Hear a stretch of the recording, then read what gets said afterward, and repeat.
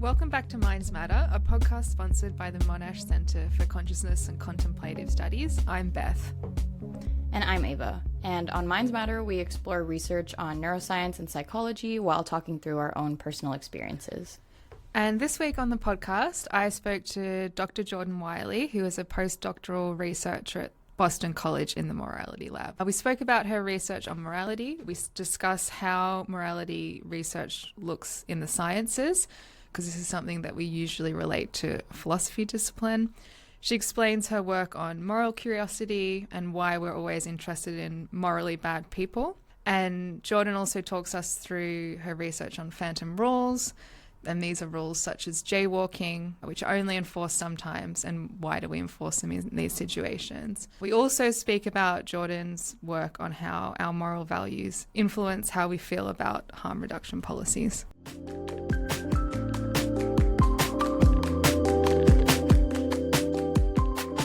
I'm originally from Atlanta, Georgia, and I moved to New York City for grad school, in part because I really wanted to go to grad school and learn more about psychology, and in part because I really wanted to move to New York City. One way to get out of the South for me and, follow my budding passion. And even though I really don't like the cold, I found myself continuing to move north. So I'm now in Boston doing a postdoc with Leanne Young and Greg Sparkman, and in the lab, and my postdoc is really focused a lot on understanding how we evaluate prosocial agents and their prosocial signaling, and from my perspective as well, why and when we're curious about them, when we're curious to learn more about prosocial agents and the sorts of causes that they're signaling. So really broadly, my research interests are about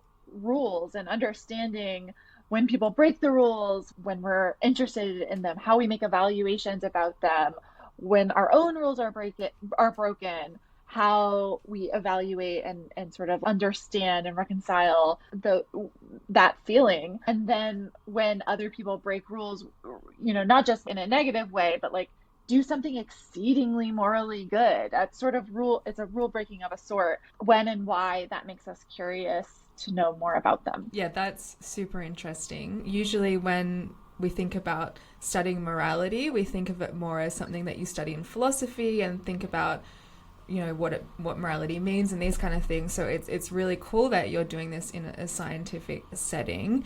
Could you explain how that field works? So how do we even operationalize morality? How do you do that really?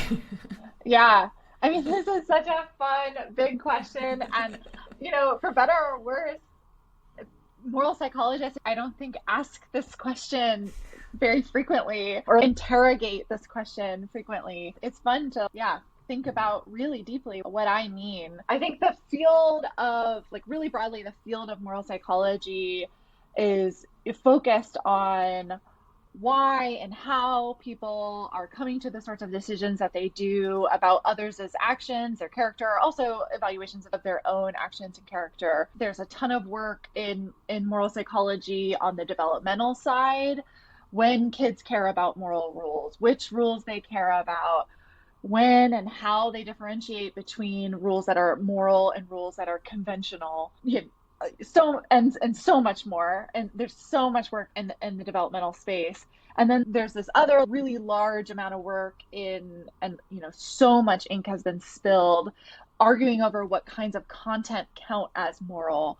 So whether it's all about harm, perceived or sort of otherwise, things that relate, whether it's actually about things that relate to a bunch of different domains like authority and fairness, and these domains should emerge across different cultures, whether the process by which we reason about our moral judgments has to do with intuition or deliberation. Like these sort of arguments are really content and make up a bulk even of the moral psychology literature. But, in my own work, what I really mean when I'm thinking about morality is thinking about morality as relating to sort of the actions, the agents, and the behaviors that seem like objective truths that seem sort of self-evident and pertain to evaluations of good or bad, right or wrong, or blameworthiness or praiseworthiness. That's what's really special about morality, in my opinion, is that objective feeling. Like, it's so obvious that it's wrong to do X or Y. So in terms of this objective truth, do you study that in terms of so do you first say, okay, I think an objective truth in morality is you should never hurt someone? Or are you looking to see how we make our own objective truths through that?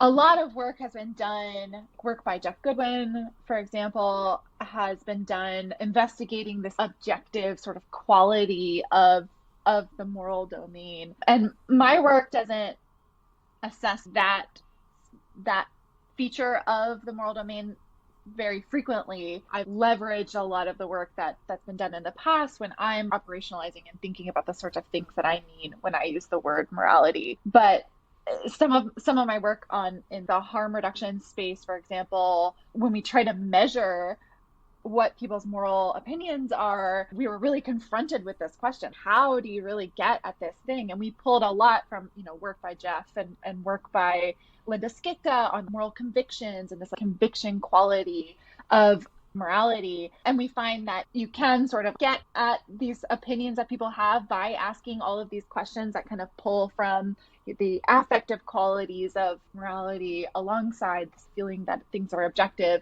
and that those things predict these judgments or attitudes that we have about things like policy, for example. In my other work, I don't measure morality as much as assess people's judgments about it. So people's judgments about the sorts of content that I think counts as moral. When people break a rule that seems to be a moral rule, do people say it's blameworthy? And if they do, then yeah, some moral sorts of reasoning processes are going along are being sparked for people to come to that conclusion that it's not a neutral thing. Actually, this is blameworthy, or this is praiseworthy, or this is right, or this. So some of your work has been on moral ambiguity and curiosity.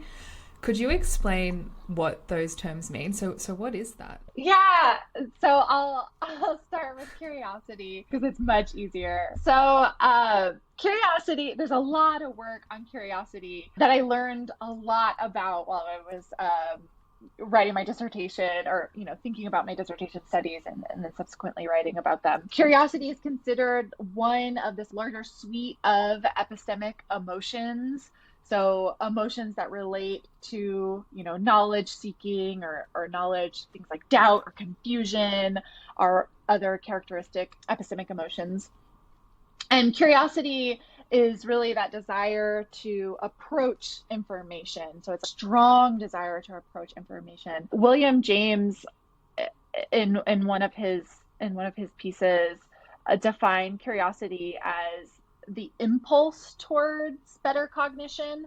And I really like that because the impulse word, I think, really captures something like special about curiosity. That's just like really tough to ignore drive to seek out information or to reconcile the thing that's sort of like, itching at you. I think about, when somebody asks you, oh, who's that actor in, X show or something? And for some people, you really have to look it up, really need to know who that actor was, who played that person.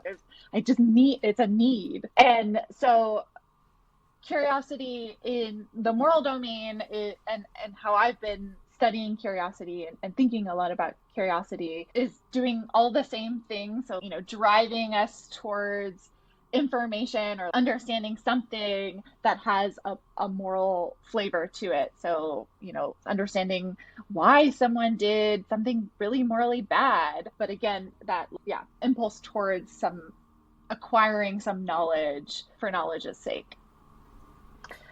Moral ambiguity is much more difficult to define. And I'll just give the two kind of bigger definitions that I pull on, including the one that I pulled on a lot in my dissertation work. So ambiguity can really refer to an actual action. So when we think about an ambiguous action, what we very likely mean by using that label ambiguous is that it's not really clear whether or not it's good or bad. Maybe there's something about the intentions of the person that have made your understanding of the goodness or badness of that action sort of unclear. But when we're thinking about someone's character, their moral character, which is the sort of ambiguity I've been studying a lot and what my dissertation work was on, then ambiguity can mean more things. So, ambiguity can mean somebody who tends to do those kinds of sort of unclear things. So they do a lot of unclear things. You're not sure what their intentions are. So they're just ambiguous, right? It's not clear how to categorize them. And then there's another sense in which someone can be ambiguous, and that's when they do both obviously good things and both obviously bad things. And so now the mean is again somewhere in the middle. It's not really clear whether they're in their essence good or bad. So they sort of get the same ambiguous kind of label frequently. And in entertainment, they're frequently referred to as ambiguous. So Tony Soprano and Dexter Morgan are just like this. They do egregious bad things that are very clearly bad, right? Like murder. And then they do a bunch of good things that are really clearly good, really value family. And so it creates this tension for the observer, okay, do I think in their heart this person is truly good or bad deep down? And do I like them? All of those sorts of things are tied up in the poles of their character. And so most of my work focuses in on that kind of ambiguity, but I recognize that there are other ways that people can be ambiguous and actions can be ambiguous. Could you explain a bit about the study that you did on moral ambiguity and curiosity? Also getting kind of this data from Netflix and stuff. I think people will find that really cool. So this whole project was inspired by two different things. One is our fascination with bad guys, ambiguous characters in entertainment, and the other piece that really inspired a lot of thinking on this is Susan Wolf's piece on moral saints, in which she argues that it's really strange to be a moral saint, to be really morally good all the time in different ways, and you can be a moral saint in different ways, but it's sort of strange and we don't like it. There's something about it that's just like not cool at all. But then if you watch Tony Soprano, right, he is cool. So what is it that, even though if you asked anybody who's better, it's so obvious who's better. If you ask anyone who they'd rather be, maybe it's a little less obvious actually who people would rather be like, since there's some coolness stuff and some other things going on there.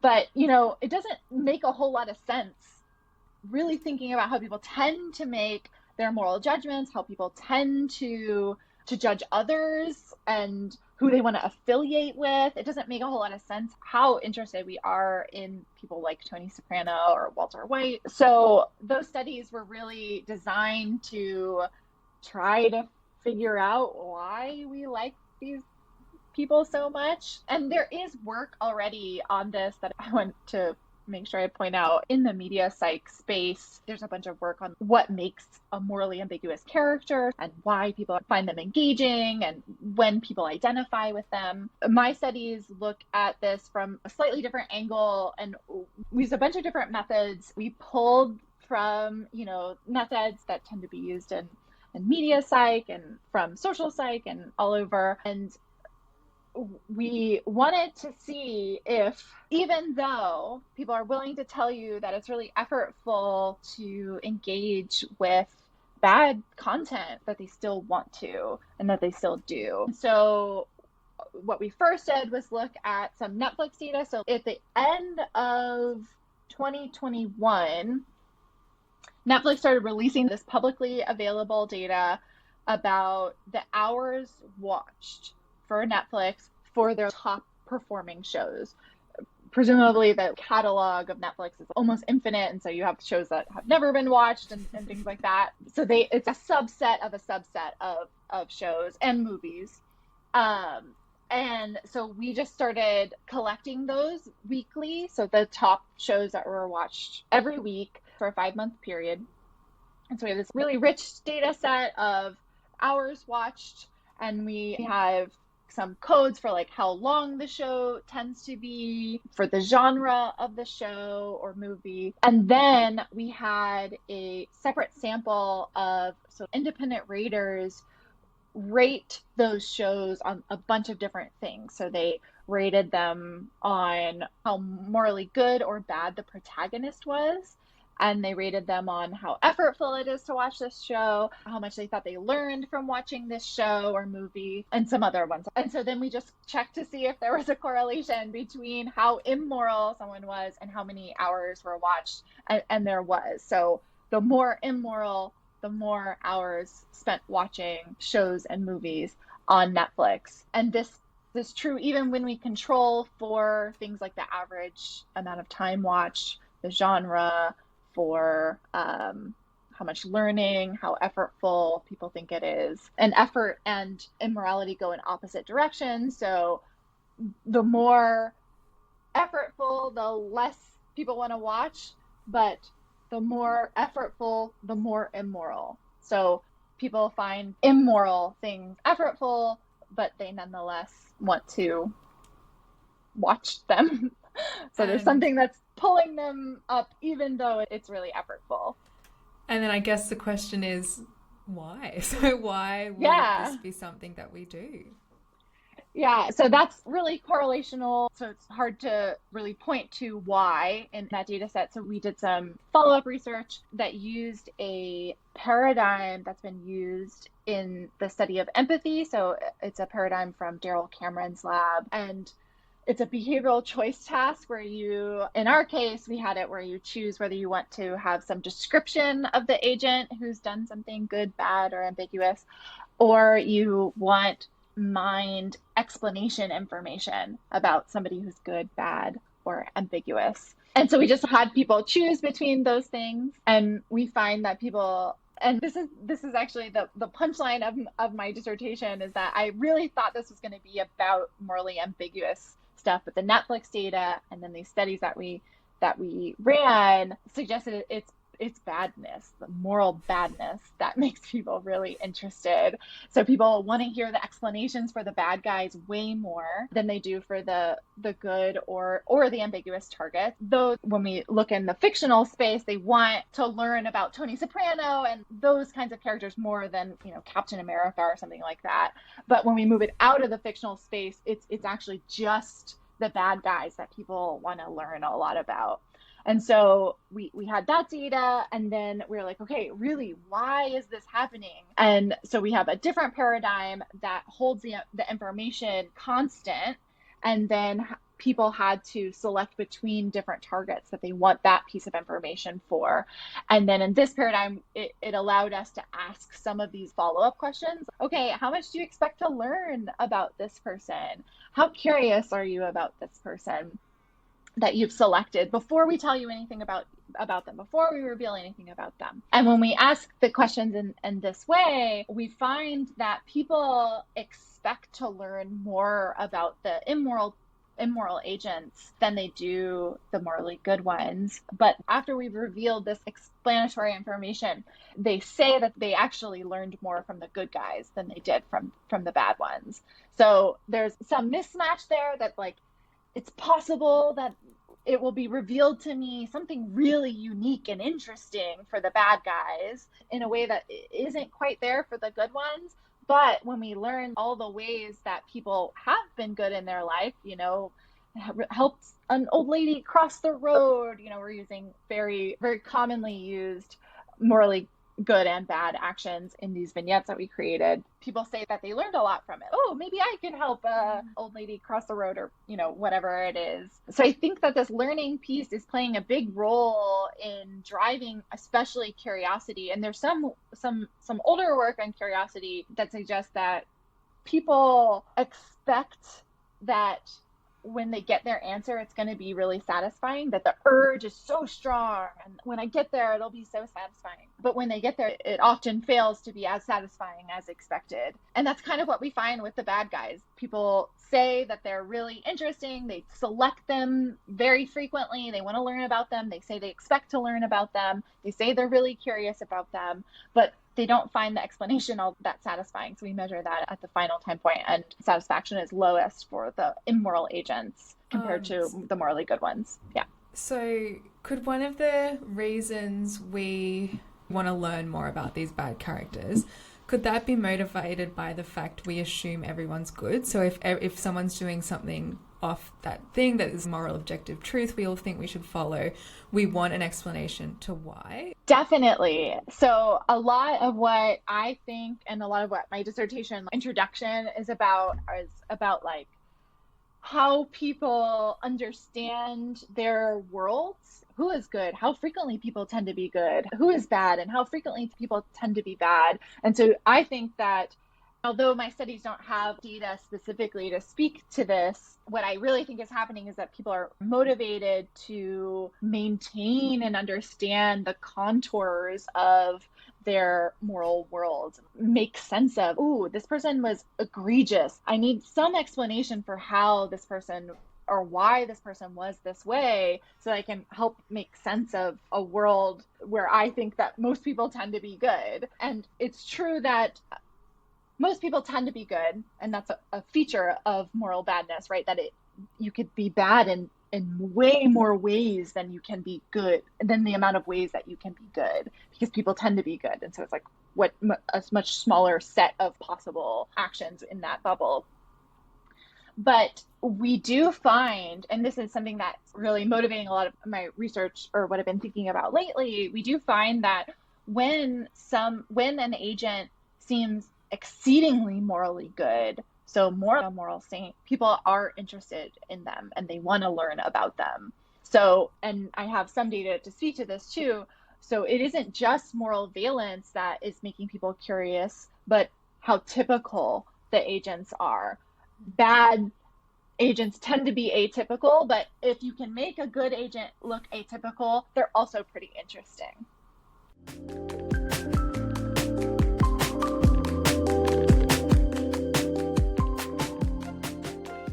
One of the things that you were asking Jordan was why?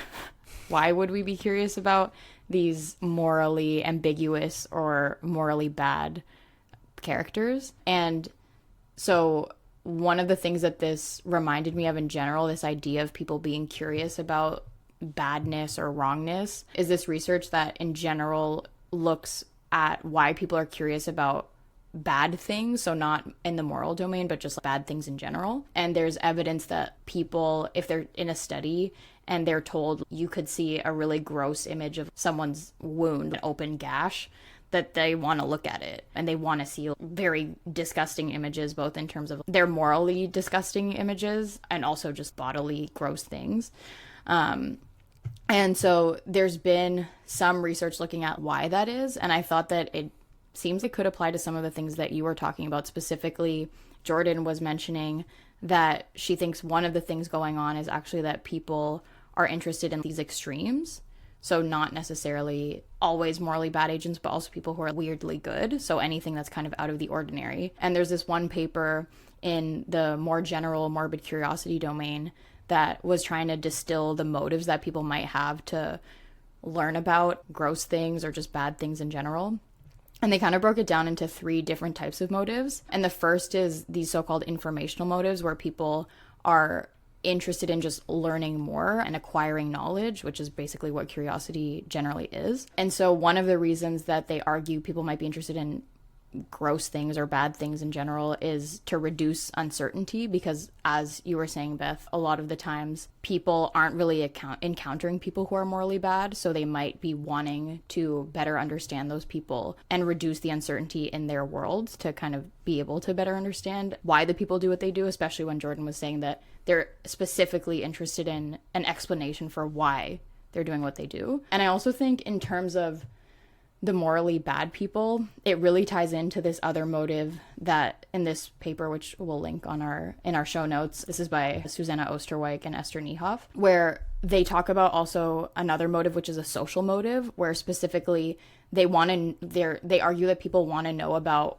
bad things that happen to other people so that they can avoid it themselves, and also so that they can get a better understanding, a kind of better theory of mind of how this might happen and why this might happen. And I think with morally bad characters, that's probably especially strong, where you're kind of in an evolutionary perspective, if I'm motivated to defend myself from threats in the environment, then it's really in my best interest to be able to really kind of understand how this person might harm me, because if I were to be harmed by this person, it would be really bad, as opposed to someone who's just run-of-the-mill gonna do something average to you, maybe.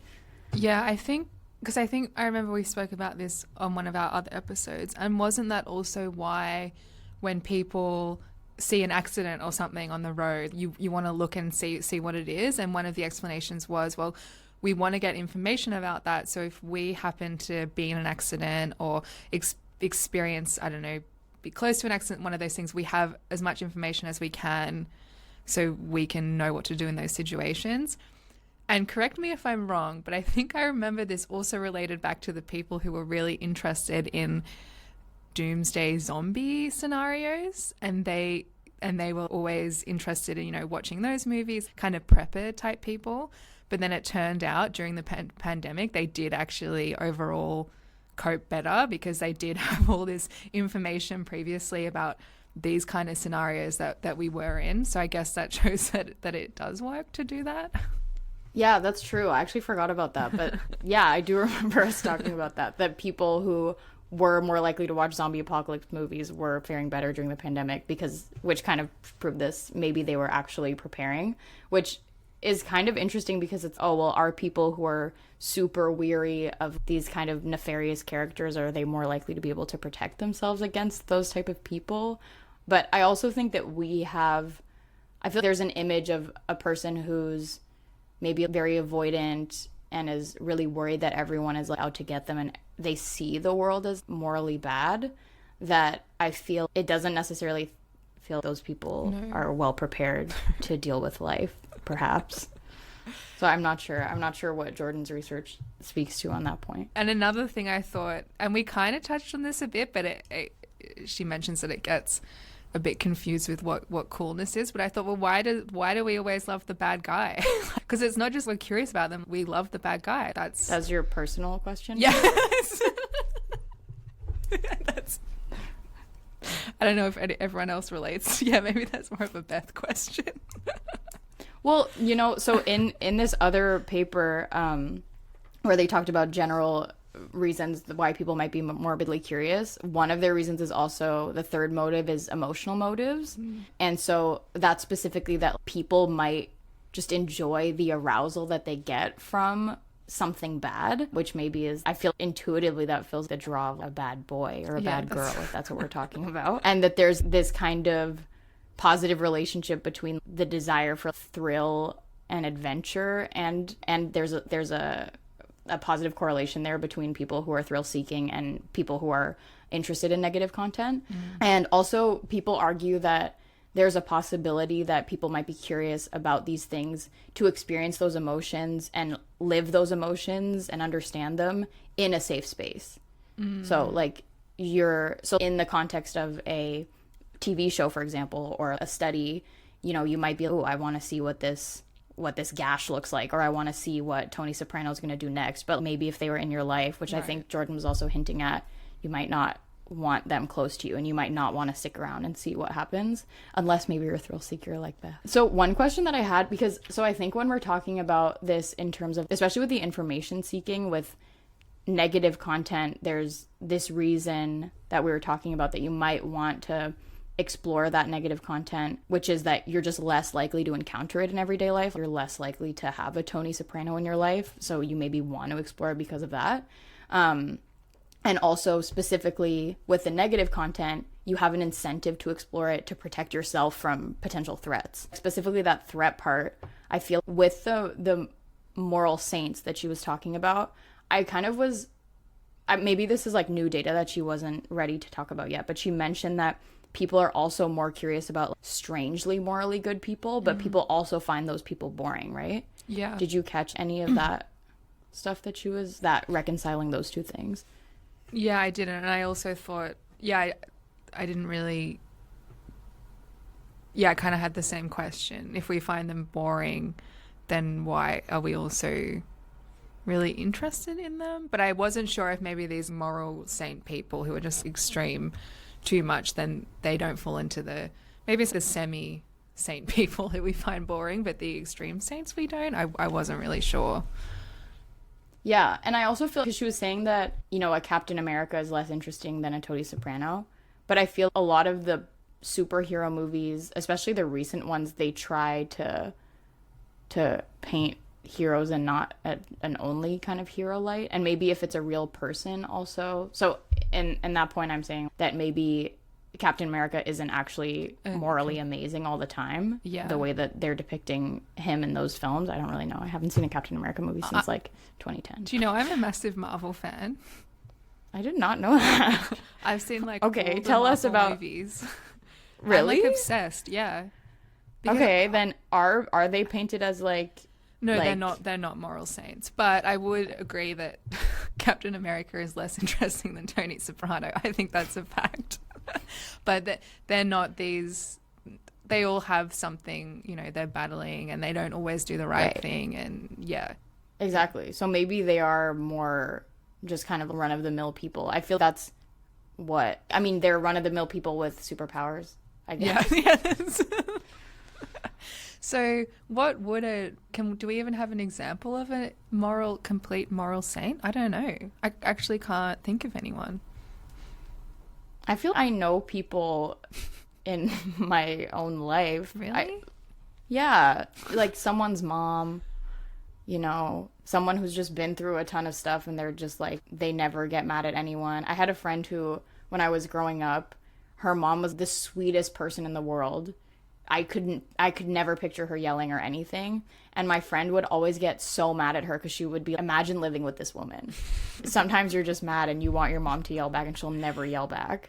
Yeah. I feel I know, especially some women like that who have just been dealt not the best hand and who handle it ridiculously well. And I feel maybe it's just that idea that when people are really exceptional, you want to know what's going on, again, because of just that rarity and wanting to understand the kind of boundary conditions of your world, of why can some people be like this in a way that I can't even fathom. Maybe it works both ways at the extreme, but maybe in fiction it's not as interesting because when usually in a fictional world you can build the world the way that you want as well, in addition to the characters, whereas a real person, you know, they're dealing with an imperfect world too. So I don't know. That's funny. I just don't think... I'm trying to think about these moral saints that you've... Because I know what you mean about the woman who always does the right thing and never gets angry, but for some reason I would assume a moral saint was something above that. For me, it would be someone who's not just really lovely, but also going out of their way to do, sacrificing themselves to do things. I think that's a moral saint. That's where my boundary is. My world boundary of a moral saint is someone who not only never gets angry and can handle anything, they sacrifice things in their own life to help everyone around them. That's who I would think. I see what you're saying. Yeah, that's kind of interesting. I guess that's maybe also something Jordan studies with what do we categorize as praiseworthy. Because I think that's kind of also what was interesting, and it might come down to this as well, of what we were talking about at the start, is, well, what are these moral values objective truths? And is a moral value sacrificing yourself for the greater good? Or is it like, and I think those questions are so interesting. And when we're trying to think about it in this scientific lens, and our feeling towards it, the way we perceive moral values ourselves feel objective. But then, even me and you are very similar people, but we're just thinking about this moral saint and we already have a different idea of what that looks like, which I think says a bit about how we see morality. Yeah, I think that's also something good to remember. And when we talk about moral psych, it's so different than when we talk about morality and ethics in general, because I think most of the time when we talk about these types of topics, it's what are we defining as morally good and what are we defining as morally bad? And I think psychology really often tries to skirt those questions by being descriptive in the sense of what do people think, and normative in the sense of what do people think should happen, rather than normative in the sense of what should this actually be. And I think also that's just a good thing to think about when we listen to Jordan talk about normative versus descriptive, is normative really just means what people think should happen, not what actually should be, which I think in other fields is definitely a different type of description. Yeah. And yeah, I think that's what I like about psychology, to be honest, is that we get to a lot of times we get to leave the hard thinking to other people. So this is what people think. You as philosophers or other humanities can do with that what you will, but this is what people think. Yeah. And I think it's interesting how psychology can kind of skirt those questions. And I think Jordan almost was, because she was answering how does psychology operationalize it, and it's just, we operationalize it by kind of looking through the philosophy literature and saying this is one way to look at it. Maybe some people have this more utilitarian perspective, like Beth was saying, of the greater good and sacrificing things for the good for most people. Or, you know, philosophy also says that sometimes we should have these specific rules, and then we say, okay, what do you guys think? What do you think is right? And then there's this other way of just, what do you feel like is objectively wrong? Because we all have this kind of sense. And I think that kind of elusive feeling is really interesting too. And I feel her stuff would be so interesting to do cross-culturally as well. Yeah, to look so at. Interesting. I was what other cultures are watching on Netflix. Yeah.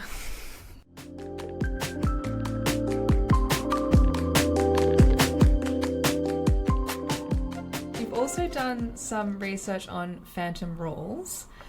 Would you be able to explain what, because I hadn't heard of a phantom rule before this, and then I was reading your stuff and I was like, oh, this is something that happens all the time. If you could just explain, what a phantom rule is and what kind of work you've done around them. Yes, I'm so happy to talk about phantom rules. It's my pet project for my graduate career.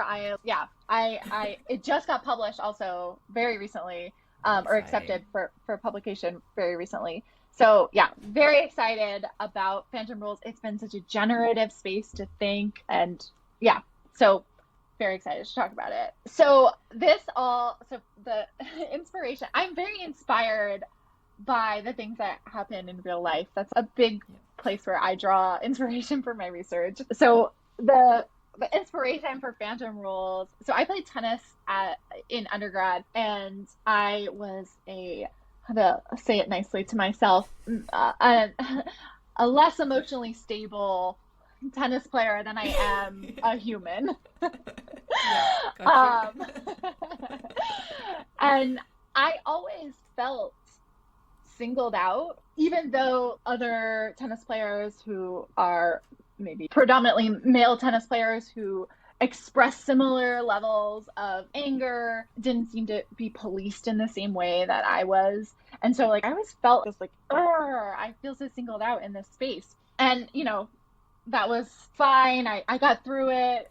Fast forward a couple of years, I'm watching Serena Williams play, somebody who's been singled out, to a very extreme extent for very different reasons. But I'm watching her play the 2018 US Open final, and she gets penalized in the final, towards the end of the match, for getting coached, which is something every person who plays tennis knows. Every person is getting coached all of the time. It's just a fact of the matter. It is true that it is against the rules, technically, but it happens all of the time. And this is being singled out, right? People are breaking rules all around you, but only you're really getting in trouble for it. And so I started thinking a lot about that, about what it means for something to be a rule, really, when nobody follows it. And when you think about it at all, you see them everywhere. So, things like jaywalking. I'm living in New York City at the time. Jaywalking is illegal. but people are doing it all the time. You don't have to be in New York for more than 10 minutes to see that it's totally normal to do this thing that's illegal. Loitering. I mean, there's so many of them. And so we really set out to see if it's, an academic distinction. It's only really us who are thinking that these are sort of funky and weird, or if people are reasoning about these rules in different ways and they reason about similar rules. And so we define a phantom rule as a codified rule that's descriptively normative to break. So the descriptive norm information and the codified information are sort of at odds, or they're in tension with one another. And it's really conceptually interesting when one of them is going to win out. When does the descriptive information win out and you decide to jaywalk? When does the codified information win out and you're like, oh, no, I shouldn't jaywalk, or oh, no, that person shouldn't jaywalk? And so a lot of the work that we've done in the phantom rule space is to see whether, other people have this intuition that these rules are sort of different, whether they have a unique sort of affective signature, and whether they behave in unique ways such that they're more subject to motivated enforcement than other kinds of rules. And that's basically what we find, that people do think that they're different somehow than other similar rules, than other similar social norm rules. So, don't wear a tuxedo to a funeral or something, something that's not actually codified, but it's similar in the norm space, but it doesn't have that same codification. It actually it exerts some power over how people act. People don't tend to do that in a way that's really different from a phantom rule. So people are very able to distinguish those kinds of rules.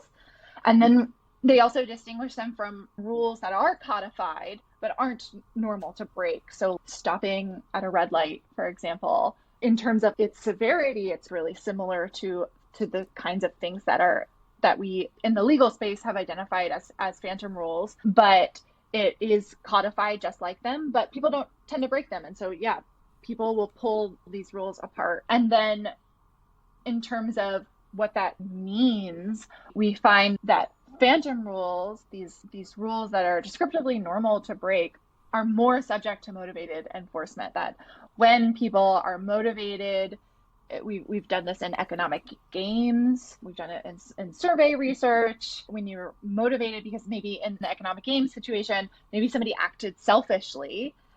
So what we do in a sort of modified version of the dictator game, where one person is allocating some money, splitting money between themselves and another person who has no say, we added a third observer. So this third observer is the participant, and they're going to decide whether or not to enforce the rules of the game. And in one condition, the person who's allocating the money is really fair. They break a rule that everyone breaks. We tell the observers, everybody breaks this rule. They break that rule, but they're fair the whole time. And then in the other condition, they break the same rule that everybody tends to break, but they're not very fair. They're pretty selfish the whole time. And we find that people enforce the rule much more frequently for the selfish person than they do for the fair person, even though the rule is exactly the same. So you have this legitimate avenue for punishment when it suits your goals or your desires. We have some budding data on this in the real world as well, looking at 311 calls that end in arrest in New York City. So people call 311, they're non-emergency municipal calls. So people call 311 for things like noise complaint or ticket scalping, things of that sort, things that have very phantom rule-y flavor to them. And we find that looking in New York across 10 years, controlling for volume of calls, controlling for everything that we could control for, we find that calls that are made in neighborhoods where the census data tells us that there is a minority percentage of white residents, that those calls more frequently end in an arrest than they do in neighborhoods where there's a majority of white residents. So we have some evidence in an experimental way that there is something special about these rules, and their legitimacy and their seeming actually morally relevant at all is really determined by whether or not people are motivated to enforce them. And then we have some data on some of the consequences of these kinds of rules existing in the real world. Yeah, I think that's really nice because we all see this happening, with police and enforcement. Everyone sees this. This is no question that this is happening. So I think it's really nice to have this understanding of what this is, how this is playing out. Do you think then that we have kind of developed this phantom rule space, whether we did this or we were aware of it or not, to have something where we can do this kind of motivated punishment? Because it feels it is this kind of way we can seek revenge or do something, and also then it's morally okay as well, which is weird because it's a rule. Yeah I have thought so much about this question. I don't have a great answer, honestly, but a charitable interpretation of the typical case of these rules is that they were maybe created for some social order function and just like no longer relevant. Historically, they might have been relevant, and now they just are not. There are blue laws also that are kind of similar to that. Blue laws are, if you've ever watched Parks and Rec, they talk about blue laws like in Pawnee, it's illegal to hold a chicken or whatever. And that rule was probably created for a really specific thing that mattered then, and now it doesn't matter at all. Those rules are different, obviously, than phantom rules because people don't break them all the time. They seem sort of silly now, but way back in history they might have had some relevance. And so for some phantom rules that might be true. For some of them, it's hard to imagine that that's true. It does seem maybe more pernicious or something, as a way to maybe police certain populations more than others. In the case of jaywalking, the history of jaywalking is really interesting, and there's been work on the history of jaywalking, but jaywalking is a rule that was lobbied for by car companies to get people more interested in driving, and a jay is a derogatory term for somebody who was poor or somebody who was maybe a minority status, to get white women to want to buy cars. So that one is maybe a little more clear that it was a very specific rule created to police a very specific population, but that they emerge across different domains, right? They really emerge in tennis. You can imagine them in academia. You can imagine them in the workplace, kind of more broadly. That they emerge across these contexts. I'm not sure all of the time they have that same very pointed nature, but it's also possible. Yeah. You spoke about this at the beginning, but you also have done research around moral beliefs and how they influence our harm reduction policies, which is super interesting. Also something that I think is super relevant in Australia around drug use and stuff. That's a big conversation, and I think it's the same in the US. I mean, probably a lot of places. Yeah, so could you talk a bit about that work? So, like I mentioned at the beginning, your question about how you operationalize morality is a hard one, because it's really hard to measure these things exactly how you mean to measure them. And so part of this project was really about how do we assess the kind of thing that we mean to assess here. And so, like I said, to measure people's moral attitudes or moral beliefs about various relevant public policies, we pulled measures from a bunch of different moral researchers to create this composite that had some of that objectivity, absolutism kind of features of morality, and some of the more affective things like moral outrage kind of things. And so what we are interested in is building on work done by McCune that suggests that moral outrage predicts less support for harm reduction policy. And so we wanted to build and extend that work and really try to understand how, when people moralize something, when I'm holding it, close to my heart, am I always, against a policy that is reducing the harm associated with the thing that I've moralized. And we find, similar to the McCune paper and his work on the subject, we find that as people moralize something, as they hold it closer to them, not just outrage, but feel like it's a matter of right and wrong and black and white, it's so clear, that this thing is wrong. As they hold that close, people are more likely to have less support for policies that are explicitly aimed at reducing the harm associated with that behavior. And we find this across many domains. So we looked at gun ownership, we looked at unemployment, we looked at risky sex. That's another one people hate. And we looked at cigarette smoking as well. And one really cool accidental part of this project was we collected multiple samples of these same measures to try to hone our measure of moral opposition to these issues, and collected them over time. And we started with the cigarette issue, like, okay, the extent to which you morally oppose cigarette smoking. And we offered vaping as the harm reducing solution. And at time one, we get the pattern that we would expect. The more people morally oppose cigarette smoking, the less they support vaping as a harm reduction policy. But then it changed, because vaping changed and how people reason about vaping changed over the course of our data collection. And so we can see this inflection point in our data, which is really cool, especially as moral researchers researching the kinds of things that people really encounter in day-to-day life, compared to, there's a lot of moral psychology on trolleys and dilemmas, which are useful and can help us understand how people reason about these things. But it was sort of cool to be researching it while it's changing and while we're not sure how people are going to form their opinions about this thing. And what we basically find was that when vaping was called into question as an effective strategy for reducing harm, it's no longer seen as an effective strategy. So yeah, we see basically that effect totally, or that relationship totally go away.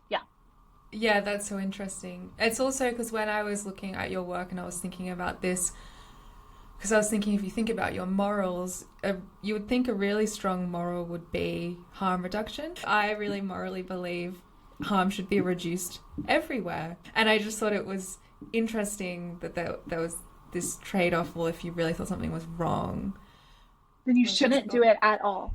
Yeah, but then if you really care about, if you really also think that's wrong, then shouldn't you want the more of the reduction? It just feels... Yes. Yeah. I mean, exactly.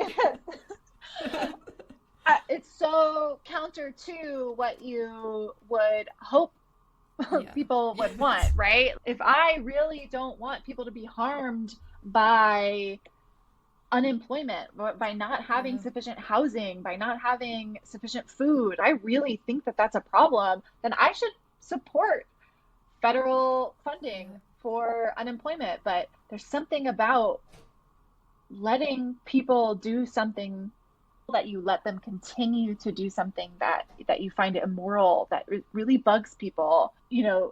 I think when people talk a lot about aversion to harm reduction, they focus a lot on drugs. And I think the intuition is particularly strong there, that if I really don't like that you're doing drugs, then a clean needle exchange, it's somehow making me complicit in you're doing something I find morally wrong, even though it's totally counter to what we know is effectual harm reducing, right? Like abstinence, getting people to totally stop, being cold turkey kind of stuff doesn't work. This is the thing that works. And it's just really hard to get people to break from their moral belief in that case. We also measured people's harm attitudes. So how harmful do you think that this is?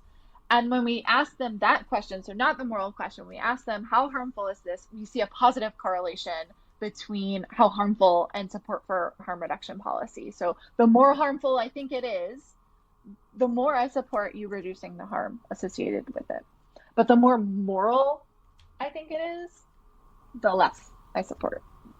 So what about something there must have been circumstances where people thought it was really morally wrong and it caused a lot of harm. Yeah.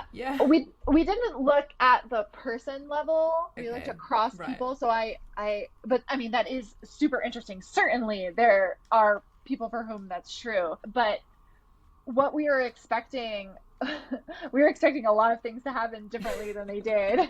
So moral attitudes and harm attitudes, they're super correlated, and they're correlated in our data, but we find evidence that they're doing something different. They're just like getting at different pieces of people's attitudes for these things. And, you know, their attitudes for the harm stuff is explaining a positive part of the intuition, and their attitudes around the moralness of a particular issue are predicting less support for whatever the given issue is.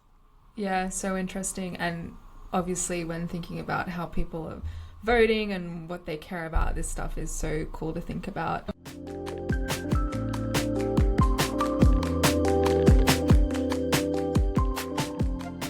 You morally think someone shouldn't be doing this, and you know you can reduce it, but you're against it. It seems crazy. Yeah. And just that, I think what's so crazy is that we probably all have these kind of biases, but we're not aware of that. So whether these people who, you know, are really against unemployment, which I was confused how you can be, anyway, if you're very morally against unemployment, but you're unaware that then influences your harm reduction policy belief. Maybe that's something that's just the way we have this bias, but we don't know that. So I think that that's super important research. And then maybe if the education changes around that, they'll kind of get a bit untangled. I don't know. Yeah, that's true. I think that's always an interesting question of like, if we know this type of research, if we can illuminate the fact that these biases exist, is it enough to tell people that they have those types of biases? Or is it just, if someone feels drugs are bad, I have a strong moral conviction that drugs are bad, and any amount, maybe it's because with some, and I feel like I've encountered this with some friends where they feel they have a kind of moral rule or a set of values where any type of transgression, no matter how small, the degree doesn't matter, it's just the kind. And if you cross that boundary, then it's bad. So like if you're using a needle, even if you're trying to reduce your consumption, that's still bad. It doesn't matter how much you're doing. It matters, or what your goal is. It just matters that you're doing it. And I kind of wonder if that correlates with other personality traits. I would assume that it does, because I think that kind of all or nothing perspective is also something that's sort of ingrained in personality. Yeah. A lot of that stuff in growth mindset versus fixed mindset, which is in growth mindset, I'm sure a lot of people are familiar with this because it's permeated a lot of spaces, in particular education. But with growth mindset, the idea is that you think that for intelligence, for example, is the paradigm that intelligence is something that you can work at. So being smart is about hard work, and if you put in hard work, then you'll be smart, you'll be able to do well at your math test or whatever.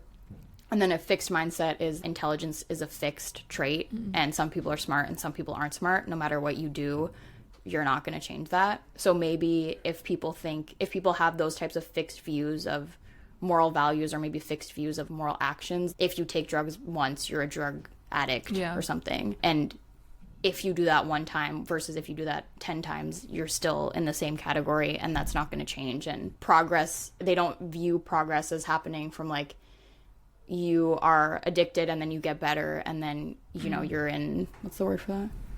Not remission. I think it is remission. Is it? Okay. Then you're in remission. I feel it's kind of that black and white thinking versus being able to be okay with some ambiguity in gray scales. And there's also evidence that some people are okay with, in Eastern cultures, that they're okay with two conflicting things being true. Maybe that could apply to, like, you're using a needle right now, you're using drugs, but you're on the journey to get better, versus if you're using drugs, you're a drug addict. Yeah. Period.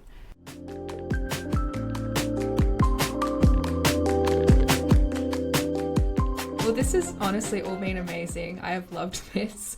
But before we end, Is there any new stuff you're working on or anything exciting you'd like to share? So I just started my postdoc in September, so I haven't had a ton of time to get a bunch of new research off the ground, but I'm really excited about curiosity. Very, very excited about understanding curiosity in the moral domain and when and why people are willing to put in effort, especially online workers, online MTurk, or prolific workers who are doing a ton of these surveys. Getting them to put in effort for something, I think, is really interesting signal. This thing is especially interesting. So, a lot of what I've been thinking about lately is trying to more deeply understand why people want to put in that effort, what they're getting out of it, what is the utility of this. And then, a lot of my postdoc is really focused on understanding that curiosity and that motive to engage and to approach content for pro-social agents. And it's exciting. We just piloted some real world social media messages where people are signaling charitable donations and other pro-social attitudes. And we're going to follow up on that to see when people think it's good and authentic and when they want to learn more about it. When does all of those sort of evaluative conclusions that I come to about a pro-social signal or a pro-social messenger, when do those, regardless of the conclusion I've come to, still spark curiosity for me to okay, well, I like the wildlife fund. Let me learn about that, even if I think you're doing this for virtue signaling or some more selfishly motivated kind of thing. So that's where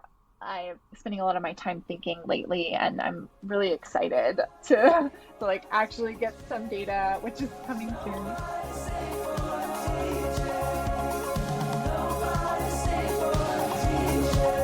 Our intro and outro music is Nobody Stayed for the DJ by Glacio. Our transition music is Back for More, also by Glacio. Minds Matter is mixed, edited, and created by Beth Fisher, she's the Australian one, and me, Ava Madasuza. We'll be back in 2 weeks with a brand new episode of Minds Matter.